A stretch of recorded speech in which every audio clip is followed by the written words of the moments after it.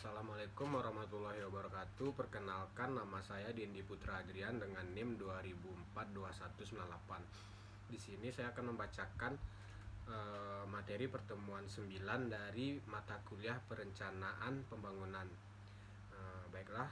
Untuk materinya, model perencanaan agregat adalah pendekatan perencanaan strategis yang digunakan dalam manajemen rantai pasokan untuk mengatur produksi, persediaan dan kapasitas produksi. Persediaan dan kapasitas produksi dalam periode waktu tertentu, biasanya dalam rentan waktu 6 hingga 12 bulan. Tujuan adalah untuk mencapai keseimbangan antara permintaan pelanggan dan kapasitas produksi yang tersedia sambil mengoptimalkan biaya dan efisiensi operasional. Model perencanaan agregat mencakup yang pertama adalah peramalan dari permintaan, yaitu mengidentifikasi pola permintaan produk selama periode tertentu untuk membantu dalam perencanaan. Yang kedua, penentuan kapasitas produksi, menentukan kapasitas produksi yang tersedia termasuk kapasitas tenaga kerja, mesin, dan fasilitas.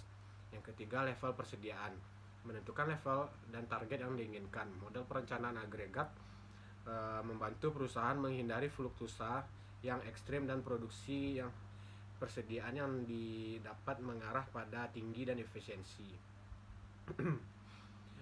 Multisektor merujuk pada pendekatan dalam analisis ekonomi yang bertimbangan berbagai sektor ekonomi atau industri secara bersamaan. Dalam analisis multisektor dipecah menjadi sejumlah yang berbeda seperti pertanian, manufaktur, jasa, dan lainnya. Pendekatan ini membantu dalam memahami interaksi dampak antar sektor dalam perekonomian, termasuk hubungan perdagangan, aliran pendapatan, dan efek eksternal. Sedangkan proyeksi sektoral adalah prediksi atau perkiraan tentang bagaimana sektor-sektor ekonomi dalam berbagai jangka waktu tertentu bisa mencakup pertumbuhan produksi, permintaan lapangan kerja, investasi, dan lainnya.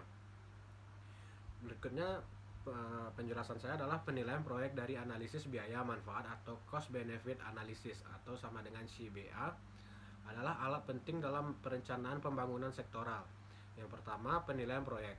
Penilaian proyek adalah proses evaluasi mendalam yang digunakan untuk menentukan apakah suatu proyek dapat pembangunan infrastruktur atau program sektoral layak untuk dilaksanakan. Ini melibatkan langkah-langkah seperti studi kelayakan, analisis risiko. Yang kedua, analisis biaya atau manfaat CBA. Analisis biaya adalah metode yang digunakan untuk membandingkan semua biaya dan proyek atau program. Tujuan adalah untuk menilai apakah manfaat dihasilkan oleh proyek melebihi biaya dikeluarkan untuk melaksanakannya. Dari situ kita bisa menilai kalau CBA sangat membantu dalam pengambilan keputusan dengan memungkinkan perbandingan antara manfaat sosial dan ekonomi dengan biaya yang terlibat.